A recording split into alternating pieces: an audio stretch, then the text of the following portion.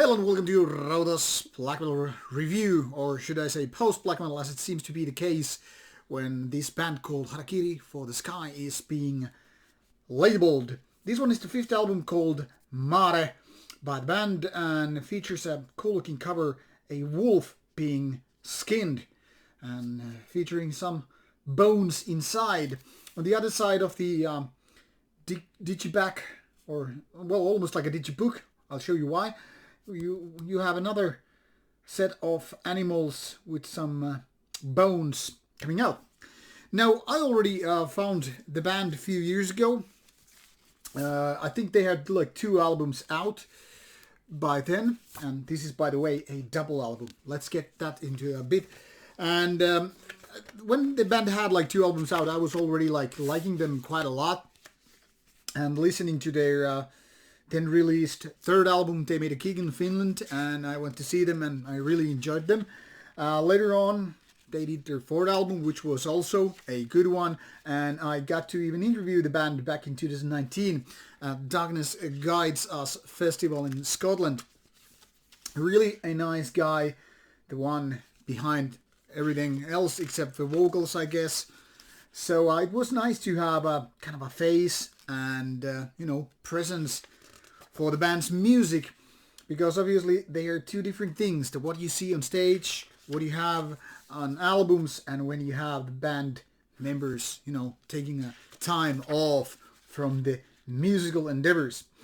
Now, when this band is called post-black metal, it's kind of a tricky, because then again, what you have here is a bunch of riffs which would very well go with so many bands regarding black metal. You also have those kind of a screamy vocals, which then again, once again, constitute the idea of black metal, or musically anyway. But then again, there are lots of riffs and melodies and even use of synthesizer or keyboards, which then again don't feel quite right when you're talking about the classical second wave of black metal. Could it be that just like 3rd wave of black metal, or is it just fair to call it post-black metal? Well, it doesn't really matter, doesn't really concern me. I'm just they're using these words and ponder a little bit, because for some people it really defines whether or not you're gonna like certain band, or like which kind of a genre box you're gonna put it into. Well, here it goes, the 5th album by the Austrian band.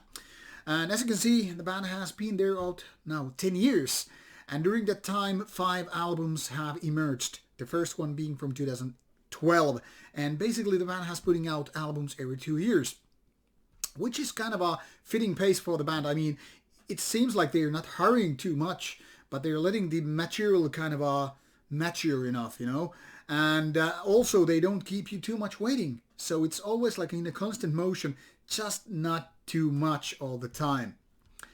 Now, this band features only 2 actual members. Like I said, there's a guy doing the vocals, JJ being this guy right here, and then we have this other person, Matthias something, I remember him being Matthias, and he was the one I actually interviewed in Darkness Guides. It's really nice guy, funny and all. And given that this band is only like 2-man operation, it's very nice that there's so much different kind of ideas, patterns with carries, melodies, the amount of atmosphere being strong and all, and yet at the same time beautiful, energetic, even somewhat aggressive, and that is partially because of the vocals. So there's a lot of things going on, and the band seems to be, once again, like in constant motion. Now the thing here is, this album seems so much shorter than what it actually is. I remember when I was listening to it on MP3 files for the first time before requesting this media book double CD for review, I didn't even recognize it would be a double CD back then. I was just listening to an MP3 and I was like, yeah, this is a good band. Once again, proving that they're doing quality music and something that totally fits in my brain. And I wasn't even noticing that it's so lengthy. Now, I was almost going to make the mistake of reviewing just one half of the CD, because there were quite a few weeks between the digital files and when I was actually going for the physical product here. And I was just like being happy with these 40 something minutes and the first 5 tracks. And then later on I was like, holy crap, there's another CD. And I was like, How come I totally forgot that? But that is the thing. Now, when you're listening to MP3 files or whatever digital format you're doing, you kind of lose the grasp with the actual media that is. It's just something digital that plays. I mean, you can even focus on the music, obviously, but you don't really have the photos of the band. You don't get to browse lyrics. You don't get this, aesthetic side of the feeling, and you don't really notice, okay, now the CD has spin to the end, it's time to restart or change the CD or whatever, or flip sides when in case of vinyl. So I was like constantly listening to this first CD for a few times, and then I was, okay, there's this another CD, and I'm like, okay, I'm gonna postpone the review for the next day. It doesn't really matter, I'm still, up for my personal deadline with this. So I was then listening to multiple times this second CD, which is also roughly some 40 minutes. So it's like 44, 40 minutes, something like that with these CDs. And you have these 10 songs nicely laid out right there. So for the last time I went like going to the second CD, and before that I went once again for the first CD, so I could somehow picture the whole deal in my head.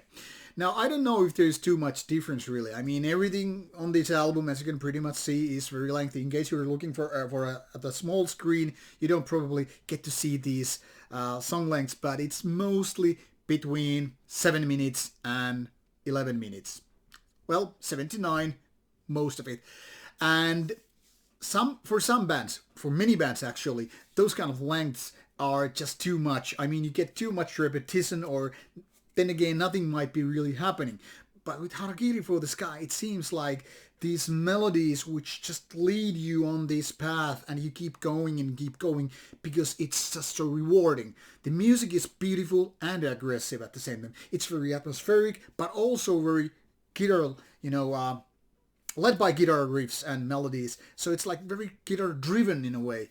And I find it very fascinating because more often than not, these kind of lengthier albums become like too much to digest, especially if you're doing it one go. Well, now then again you have this chance to just listen to half of it, and you can come back later on for the second one. It doesn't really matter. Maybe for the artist itself means, like you're listening them into proper order from 1 to 10.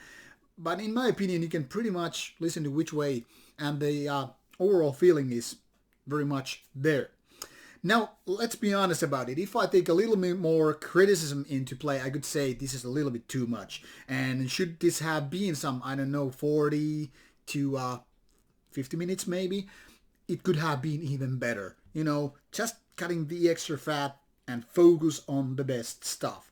But then again, when you have an album which constitutes of 2 CDs, and they both are good, can I really bitch about it? It wouldn't be fair, really.